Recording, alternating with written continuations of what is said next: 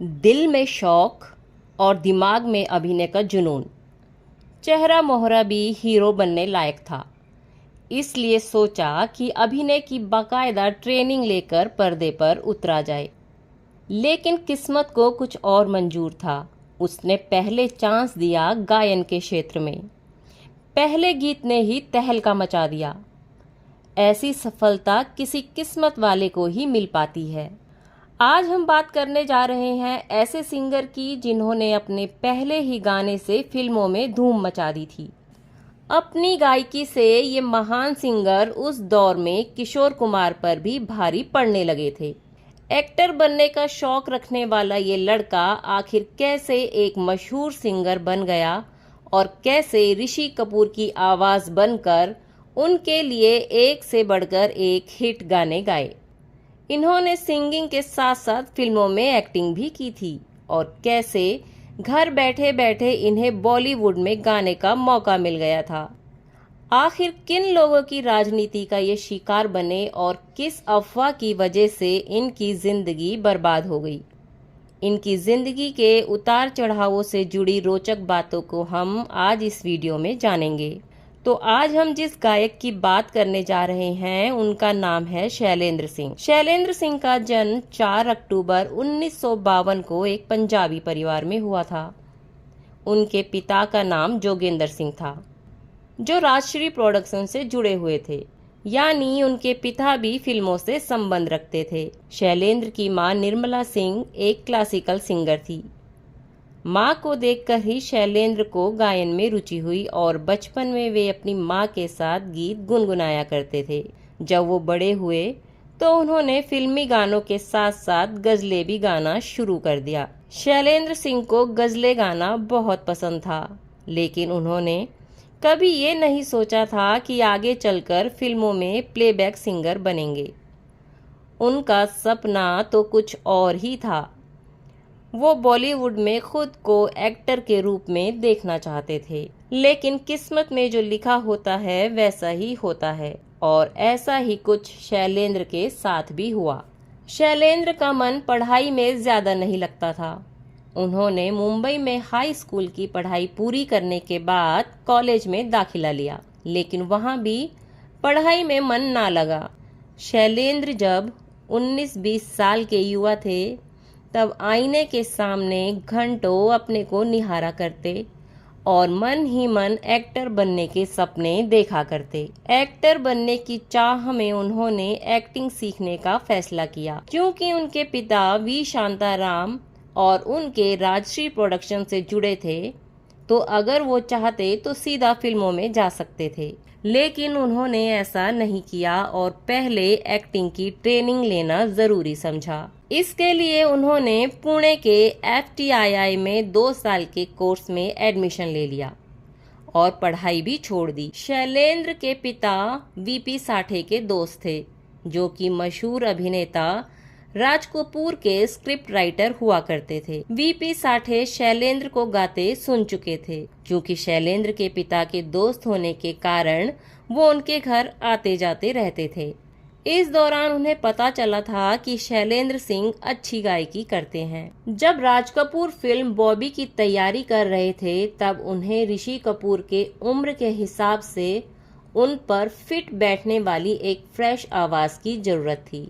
उस समय बॉलीवुड में मोहम्मद रफ़ी, महेंद्र कपूर, मन्ना डे और किशोर कुमार जैसे दिग्गज गायकों का बोलबाला था।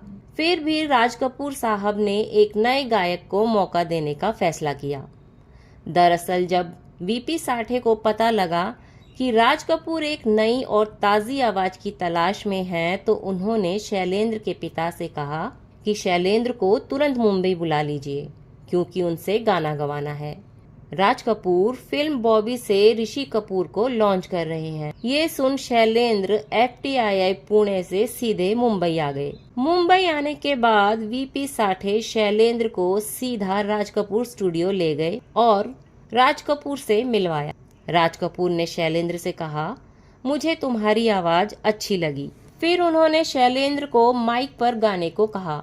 शैलेंद्र ने माइक पर 2-3 गजलें गाकर सुनाई, जिससे राज कपूर शैलेंद्र की गायकी से पूरी तरह सहमत हो गए। लेकिन शैलेंद्र की असली परीक्षा अभी बाकी थी, क्योंकि गाना गवाने के लिए म्यूजिक डायरेक्टर की सहमति जरूरी थी। इसके लिए राज कपूर शैलेंद्र को लेकर लक्ष्मीकांत प्यारेलाल के पास गए। उन दिनों लक्ष्मीकांत प्यारेलाल का बॉलीवुड में काफी बोलबाला था। इतने बड़े म्यूजिक डायरेक्टर के सामने गाना गाना और उन्हें प्रभावित करना शैलेंद्र सिंह के लिए एक चुनौतीपूर्ण काम था। शैलेंद्र ने प्यारेलाल को पहले एक दो गजलें सुनाई। प्यारेलाल ने कहा, फिल्मी गाने सुनाइए। फिर शैलेंद्र ने उनके म्यूजिशियन के साथ मिलकर कुछ फिल्मी गाने गाए। ये सुनने के बाद प्यारेलाल ने भी सहमति दे दी। इसके बाद शैलेंद्र को बॉबी फिल्म का वो गाना मिला जिसे उनको गाना था। जब शैलेंद्र को वो गाना मिला तो उन्हें वो बेहद पसंद आया। हम बात कर रहे हैं बॉबी फिल्म के गाने मैं शायर तो नहीं की। उन्हें कहा गया, पहले गाना सुने, फिर उसकी प्रैक्टिस करें। जब प्रैक्टिस पूरी हो जाए तब गाने की रिकॉर्डिंग होगी, वो भी ट्रायल के तौर पर। 3-4 दिन बाद शैलेंद्र को मुंबई के नवरंग स्टूडियो बुलाया गया, जहां इस गाने की रिकॉर्डिंग हुई। गाना रिकॉर्ड होने के बाद सभी ने उसे सुना और तुरंत उन्हें बॉबी फिल्म के गाने के लिए चुन लिया गया। अभी ये ट्रायल रिकॉर्डिंग थी, फाइनल रिकॉर्डिंग बाकी थी। इसके लिए शैलेंद्र को और प्रैक्टिस की जरूरत थी। इसी कारण लक्ष्मीकांत प्यारेलाल ने उन्हें 10 से 12 दिनों तक अपने घर बुलाकर जमकर रिहर्सल करवाई। फिर जाकर ये गाना रिकॉर्ड हुआ। इसी गाने यानी मैं शायर तो नहीं से बॉबी फिल्म का शुभ मुहूर्त हुआ। मुहूर्त के मौके पर लता मंगेशकर भी मौजूद थी। जब उन्होंने ये गाना सुना तो शैलेंद्र जी की जमकर तारीफ की और उनके साथ फोटो भी खिंचवाई। लेकिन एक और फिल्म निर्माता को भी शैलेंद्र की आवाज पसंद आ गई। उन्होंने राज कपूर से कहा, ये सिंगर मुझे भी चाहिए, मैं अपनी फिल्म में इससे गाना गवाना चाहता हूँ। इस पर राज कपूर ने हंसकर कहा, अरे भाई, पहले मैंने इसे बुलाया है और मैं ही इसे बॉलीवुड में इंट्रोड्यूस करवाऊंगा। अभी मेरी फिल्म बनी भी नहीं है और इससे पहले मैं अपना सिंगर आपको कैसे दे दूं? तब उस निर्माता ने कहा, कोई बात नहीं, आपकी फिल्म रिलीज होने के बाद ही मैं अपनी फिल्म रिलीज करूंगा। ये बात सुनकर राज कपूर मान गए और बोले, तब ठीक है, आप अपनी फिल्म के लिए शैलेंद्र से गाना गवा लीजिए। इसके बाद शैलेंद्र को महान फिल्म प्रोड्यूसर और डायरेक्टर मनमोहन देसाई ने अपनी फिल्मों में गाने का मौका दिया। ये फिल्म थी चाचा भतीजा, जिसमें शैलेंद्र सिंह को अपने आदर्श और आइडल मोहम्मद रफ़ी साहब के साथ गाने का अवसर मिला। फिल्म चाचा भतीजा में शैलेंद्र सिंह को कुल 3 गाने गाने का मौका मिला। इनमें 2 डुएट थे जो रफ़ी साहब के साथ थे और एक गाना सोलो था। 28 सितंबर 1973 को फिल्म बॉबी रिलीज हुई और इसने तहलका मचा दिया। खासकर शैलेंद्र सिंह द्वारा गाया गाना मैं शायर तो नहीं आज भी लोगों के दिलों में बसता है। ये गाना बहुत मशहूर हुआ और बॉबी ने शैलेंद्र को इंडस्ट्री में स्थापित कर दिया। इस फिल्म के सभी गाने एक से बढ़कर एक लोकप्रिय हुए। बॉबी से ऋषि कपूर, डिम्पल कपाड़िया और शैलेंद्र तीनों रातों रात स्टार बन गए और बॉबी के बाद शैलेंद्र ने कभी पीछे मुड़कर नहीं देखा और बन गए ऋषि कपूर की आवाज़। हालांकि ऋषि कपूर के अलावा उन्होंने कई और बड़े बड़े एक्टर के लिए भी गाने गाए, लेकिन उनकी आवाज़ ऋषि कपूर के ऊपर सबसे ज़्यादा सही बैठती थी। मनमोहन देसाई की फिल्म चाचा भतीजा में भी शैलेंद्र से गाने गवाए, लेकिन इस फिल्म को रिलीज़ होने में काफ़ी समय लग गया और ये लगभग 5 साल बाद 1977 में रिलीज़ हुई। इस फिल्म के गीत भी काफ़ी हिट हुए, खासकर मोहम्मद रफ़ी और शैलेंद्र की आवाज़ में गाया गया गाना। लेकिन चाचा भतीजा के रिलीज़ होने से पहले ही शैलेंद्र एक सिंगर और एक्टर के रूप में अपनी पहचान बना चुके थे।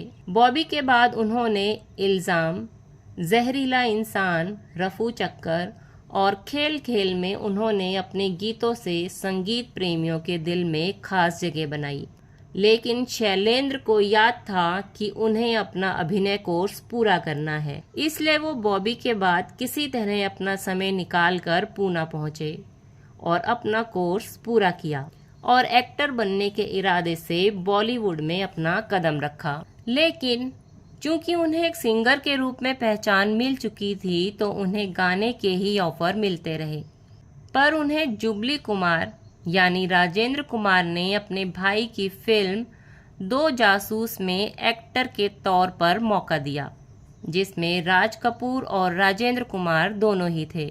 यानी शैलेंद्र के लिए राज कपूर लकी साबित हुए और साथ ही महमूद का भी उनके जीवन में महत्वपूर्ण योगदान रहा, क्योंकि फिल्मों में एक्टिंग का मौका दिलाने का श्रेय महमूद साहब को ही जाता है। ये बात शैलेंद्र ने अपने एक इंटरव्यू में खुद कही थी। फिल्म दो जासूस में शैलेंद्र ने अपने लिए गाने खुद ही गाए थे। इसके बाद उन्होंने जीनी और जानी, जनता हवलदार, नौकर और एग्रीमेंट जैसी फिल्मों में भी काम किया। साथ ही वो एक बंगाली फिल्म में भी नजर आए जिसमें वो मुख्य अभिनेता थे। वो टीवी शोज में भी नजर आए। अगर आजकल की बात करें तो वो अलग अलग मंचों पर नजर आते हैं। लेकिन ऐसा क्या हुआ कि इतने हिट गाने देने वाले को अचानक गाने मिलने बंद हो गए? क्या इसके पीछे थी कोई साजिश या कोई और थी वजह? चलिए जानते हैं। ये चमकता हुआ सितारा कैसे एक अफवाह की वजह से बर्बाद हो गया। ये कहानी बेहद अफसोसजनक है। अपने गानों से पहचान बनाने वाला ये कलाकार अचानक घर बैठ गया। दरअसल शैलेंद्र को डायबिटीज थी और उनका शुगर लेवल काफी बढ़ गया था, जिस वजह से उन्हें एक हफ्ते तक अस्पताल में रहना पड़ा था। बस इतनी सी बात थी। लेकिन कुछ जलन रखने वालों ने ये अफवाह फैला दी कि उनका ओपन हार्ट सर्जरी हुआ है और अब वो गाना नहीं गा सकते। ये खबर जंगल में आग की तरह तेजी से फैल गई। अफसोस की बात तो ये रही कि इंडस्ट्री से कोई भी ये तक पूछने नहीं आया कि उनकी तबीयत कैसी है। ऋषि कपूर की फिल्म सागर के सारे गाने पहले शैलेंद्र से गवाए जाने थे, पर उस समय उनकी तबीयत खराब होने की वजह से सारे गाने दूसरे सिंगर से गवाए गए, जिनमें एक किशोर कुमार थे। सिर्फ एक गाना शैलेंद्र का रखा गया था। उस दौर में शैलेंद्र किशोर कुमार पर भी भारी पड़ रहे थे। दरअसल उनकी आवाज और गायकी का अंदाज कुछ हद तक किशोर कुमार से मिलता जुलता था। हालांकि सच ये है कि वो किशोर कुमार और रफी साहब दोनों के प्रशंसक थे। लेकिन बीमारी की अफवाह फैलने के बाद शैलेंद्र को गाने मिलने बंद हो गए और एक बेमिसाल गायक घर बैठने पर मजबूर हो गया। ये उनकी बदकिस्मती थी या बॉलीवुड की कोई साजिश, कहना मुश्किल है। और आज तक खुद शैलेंद्र सिंह भी ये समझ नहीं पाए कि अचानक उन्हें गाने मिलने क्यों बंद हो गए। जब उन्हें फिल्मों में गाने मिलने बंद हो गए तो उन्होंने स्टेज शो करना शुरू कर दिया। शैलेंद्र सिंह ने फिल्मी दुनिया में लंबा समय गुजारा था। शोहरत, इज्जत और दौलत का दौर देख लिया था। धोखे, ईर्ष्या और जलन की चालें, गंदी राजनीति सब झेल चुके थे। 90 के दशक में उन्होंने खुद को परिवार तक सीमित कर लिया। शैलेंद्र सिंह आज भी मुंबई में रहते हैं, हालांकि वो मीडिया से काफी दूर रहते हैं और इंटरनेट पर भी उनके बारे में ज्यादा जानकारी उपलब्ध नहीं है। मैं शायर तो नहीं, झूठ बोले कौवा काटे, हम तुम एक कमरे में बंद हो जैसे गीतों से सारे देश को हिला देने वाला ये गायक अब ज्यादातर खामोश ही रहता है।